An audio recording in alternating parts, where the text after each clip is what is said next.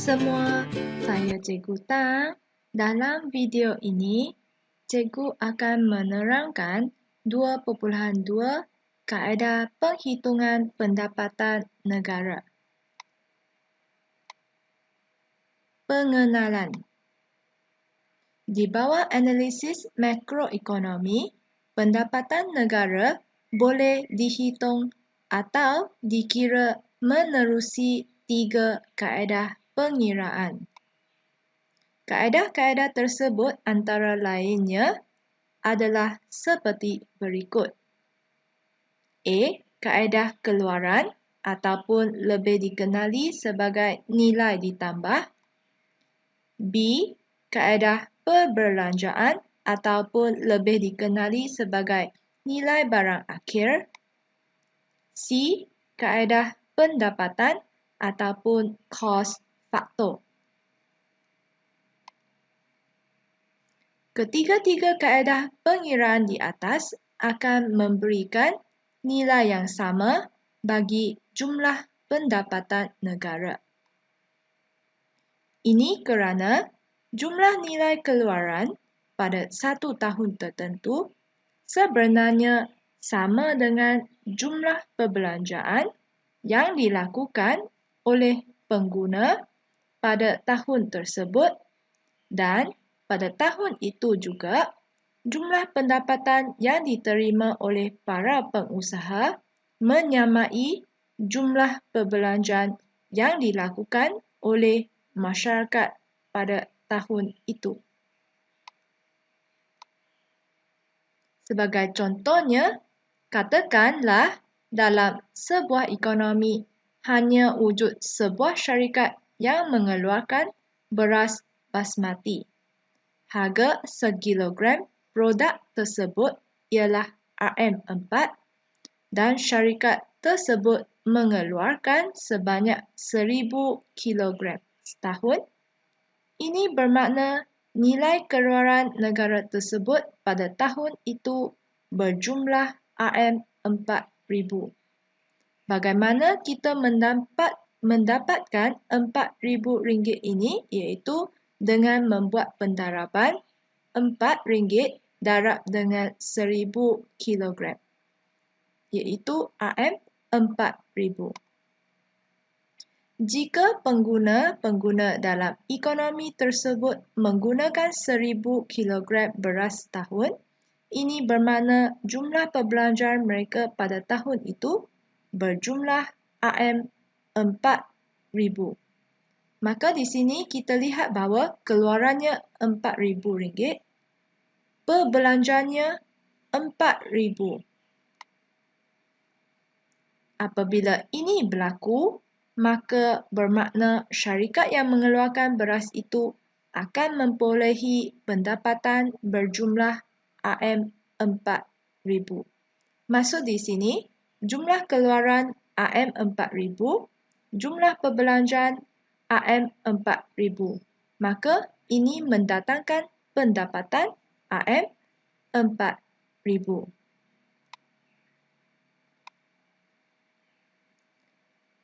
2.2 Kaedah perbelanjaan. Pengiraan pendapatan negara menerusi kaedah perbelanjaan. Di bawah kaedah perbelanjaan, pendapatan negara dihitung dengan hanya menjumlahkan setiap perbelanjaan yang dilakukan oleh setiap sektor dalam ekonomi tersebut. Sebagaimana yang diketahui dalam ekonomi, wujud 4 unit asas pembuat keputusan atau sektor ekonomi. Antaranya, sektor isi rumah, firma, kerajaan dan antarabangsa, iaitu sektor luar negeri. Setiap sektor tersebut masing-masing melakukan perbelanjaan.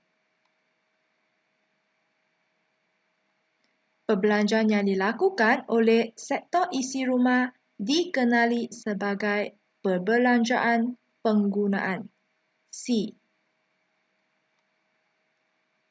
manakala perbelanjaan yang dilakukan oleh sektor firma dikenali sebagai pelaburan atau pembentukan modal kasar I. Bagi pihak kerajaan pula, perbelanjaan yang dilakukannya dikenali sebagai perbelanjaan kerajaan G. Manakala bagi sektor luar negeri pula, ianya dikenali sebagai ekspor bersih X tolak M. Ini bermakna item-item C, I, G dan X tolak M perlu diberi perhatian dalam mengira pendapatan negara.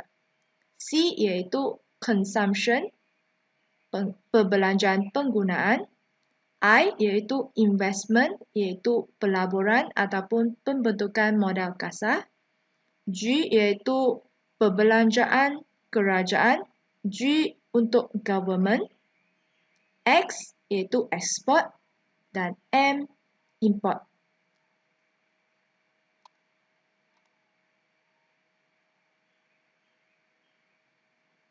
Yang pertama, perbelanjaan penggunaan C kadangkala dikenali sebagai perbelanjaan penggunaan swasta. Ianya merujuk kepada perbelanjaan yang dibuat oleh sektor isi rumah ke atas barang dan perkhidmatan termasuklah ke atas keperluan seharian mereka.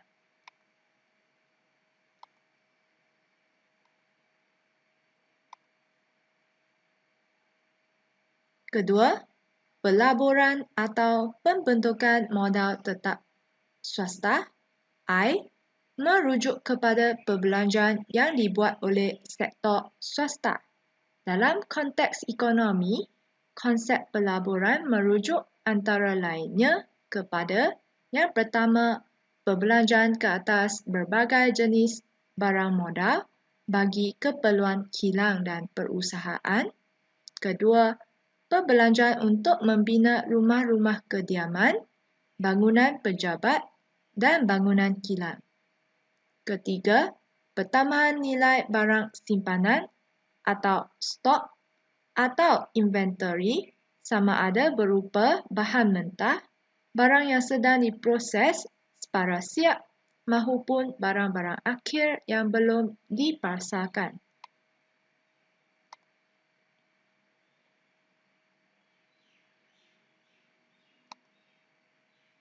Perlu dinyatakan bahawa dalam mengira pendapatan negara mengikut kaedah perbelanjaan, pelaburan yang perlu diambil kira adalah pelaburan kasar dan bukannya pelaburan bersih.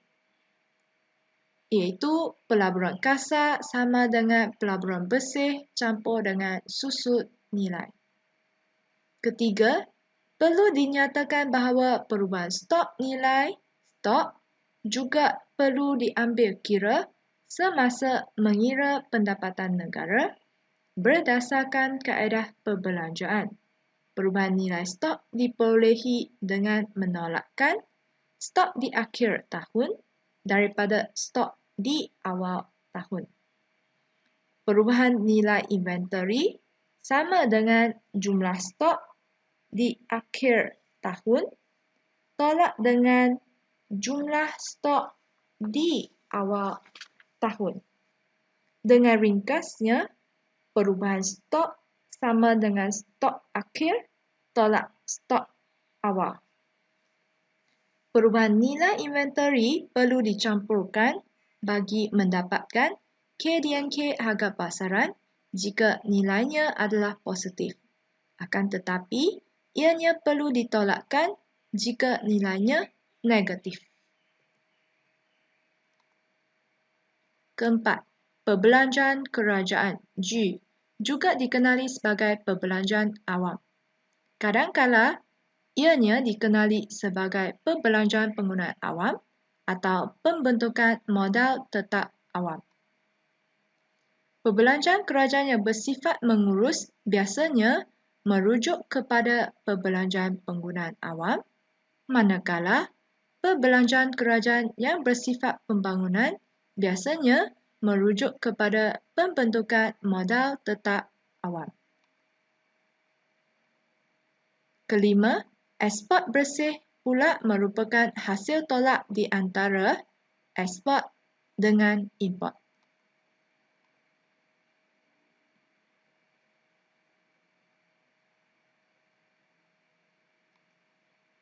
Menerusi kaedah perbelanjaan, jika kita menjumlahkan C campur I campur G campur X tolak M campur perubahan nilai inventory, maka kita akan memperolehi KDNK harga pasaran.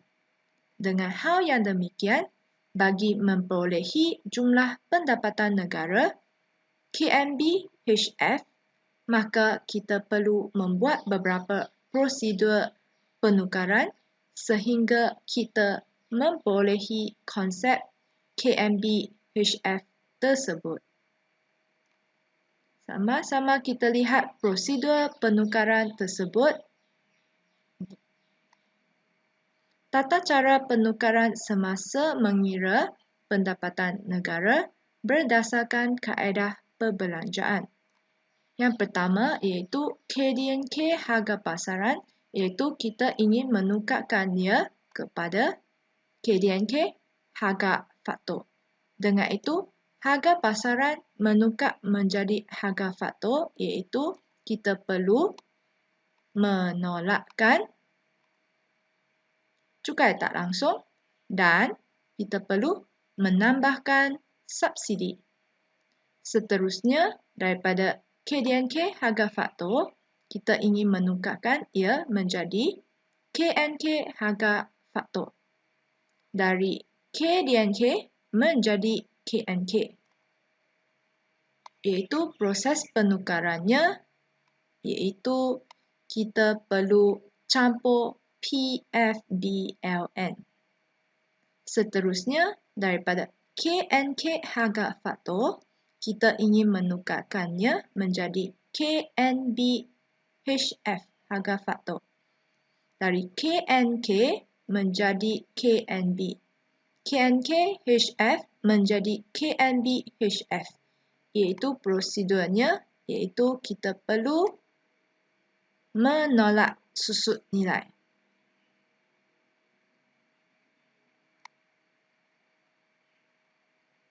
Contoh pengiraan pendapatan negara mengikut kaedah perbelanjaan. Diberi butirannya, yang pertama, perbelanjaan penggunaan C iaitu 4,500 juta. Kedua, perbelanjaan kerajaan G iaitu sebanyak RM700 juta. Ketiga, pelaburan kasar I iaitu RM800 juta. Keempat, perubahan nilai inventory ataupun perubahan nilai inventory ataupun perubahan stok iaitu sebanyak RM60 juta. Ekspor bersih X tolak M, di mana kita perlu ambil ekspor barang dan perkhidmatan 1,600 tolak dengan import barang dan perkhidmatan iaitu 1,400, maka 1,600 tolak 1,400, kita dapat RM200 juta.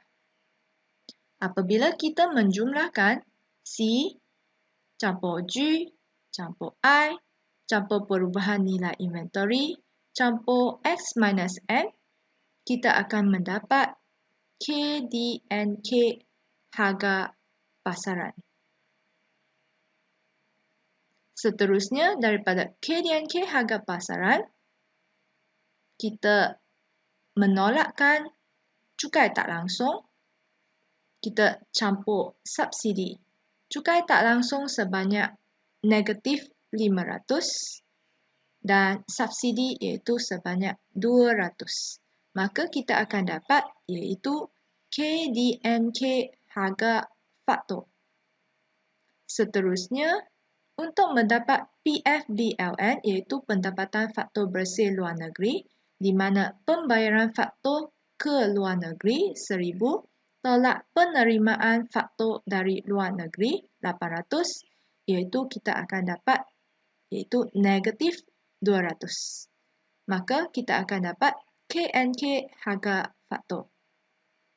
Seterusnya, KNK harga faktor tolak dengan susut nilai iaitu negatif 90 iaitu kita akan dapat jumlah KNB harga faktor iaitu sebanyak 5,670.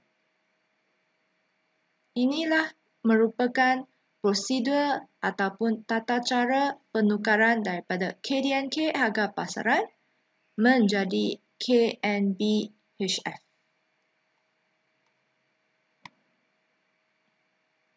Di sini perhatikan rumus untuk KDNK harga pasaran iaitu KDNK harga pasaran sama dengan penggunaan swasta campur pelaburan campur perbelanjaan awam campur eksport bersih campur perubahan stok ataupun ringkasnya KDNK harga pasaran sama dengan C campur I campur G campur X tolak M campur perubahan stok. 2.2.2 A iaitu contoh pengiraan pendapatan negara Malaysia bagi tahun 2009 mengikut kaedah perbelanjaan. Perhatikan di sini iaitu KDNK harga pasaran mengikut permintaan agregat iaitu mengikut harga tahun semasa. Diberi butirannya iaitu perbelanjaan penggunaan awam 95,918, perbelanjaan penggunaan swasta 338,894, pembentukan modal tetap kasar awam 71,670, pembentukan modal tetap kasar swasta 66,155, perubahan dalam stok negatif 38,358. Untuk mendapatkan eksport bersih X tolak M iaitu eksport barang dan perkhidmatan 655,335 tolak dengan import barang dan perkhidmatan iaitu 508,927 maka kita ambil X tolak M kita dapat iaitu 146,408. Apabila kita menjumlahkan kesemuanya kita akan mendapat KDNK harga pasaran iaitu sebanyak 679,687. Dari PFBLN iaitu pendapatan faktor bersih luar negeri, apabila kita siap untuk buat pengiraan, kita mendapati bahawa PFBLN dalam negatif itu negatif 14,640. Maka jumlah KNK harga pasaran iaitu sebanyak 665,047. Sumber ini adalah daripada Laporan Ekonomi 2010-2011. Seterusnya, kita lihat latihan ini. Diberi item-item dalam RM juta, perbelanjaan isi rumah 15.4, ekspor 9.8, susut nilai 2.1, pendapatan faktor bersih dari luar negeri negatif 1.9, perbelanjaan kerajaan 9.4, import 10.5, cukai tak langsung 2.6, subsidi 4.4, perubahan stok negatif 0.8, pelaburan kasar 11.3. Untuk menghitungkan KNBKF daripada maklumat di atas, bagaimana kita ingin menghitung KNB/KF tersebut. Di mana KNB/KF iaitu C campur I campur G campur perubahan I campur X tolak M campur PFBLN tolak CTL campur subsidi. Iaitu 15.4 campur 9.8 campur 2.1 tolak 1.9 campur 9.1 campur 9.4 tolak 10.5 tolak 2.6 campur 4.4 tolak 0.8 campur 11.3. Maka kita mendapat KNB/KF jumlahnya ialah sebanyak RM36.6 juta.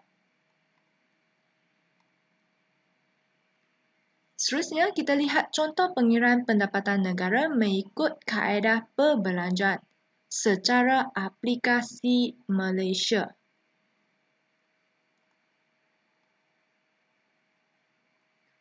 Diberi butirannya iaitu penggunaan isi rumah C 50 juta, pelaburan firma I RM 40 juta, perbelanjaan kerajaan G 20 juta, perubahan stok perubahan I iaitu 10 juta,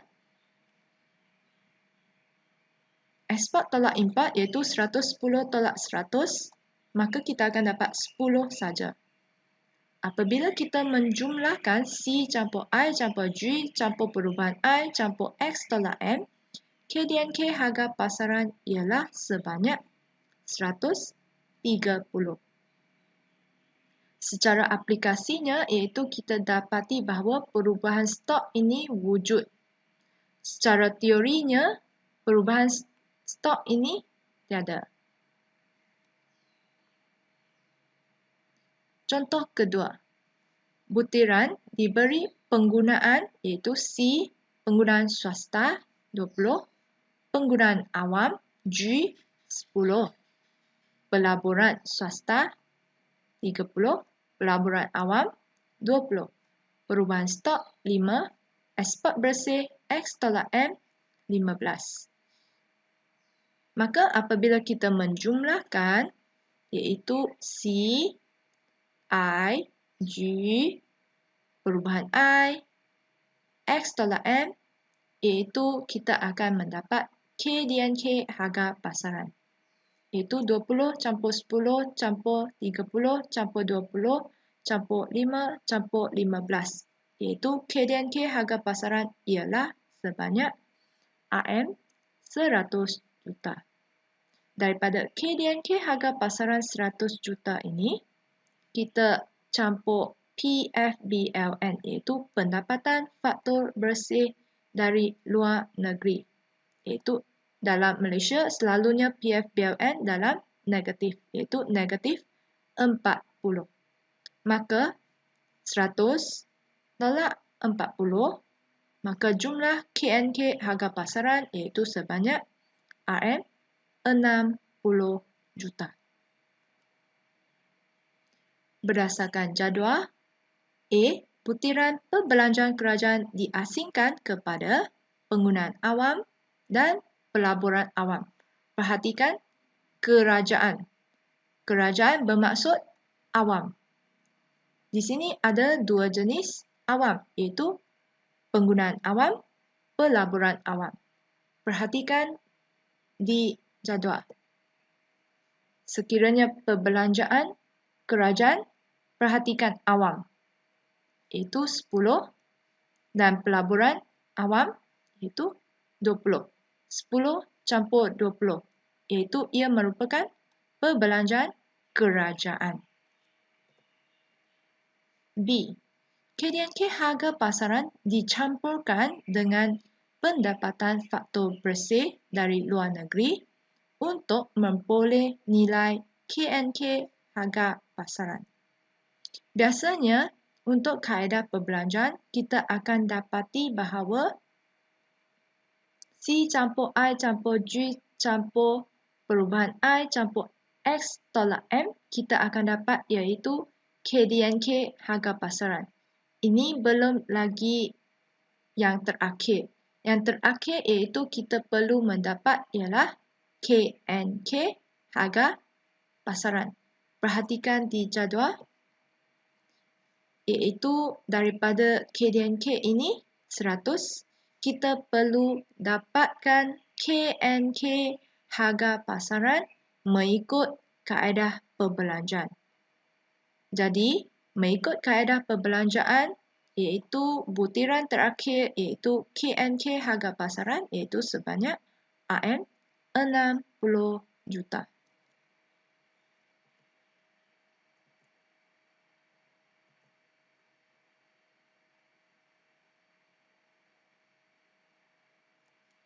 Contoh yang seterusnya, perbelanjaan penggunaan C 4,500, perbelanjaan kerajaan G 700, pelaburan kasar I 800, perubahan inventory perubahan I 100, ekspor barang dan perkhidmatan 1,600, import barang dan perkhidmatan 1,400 untuk mendapatkan jumlah ekspor bersih iaitu X tolak M.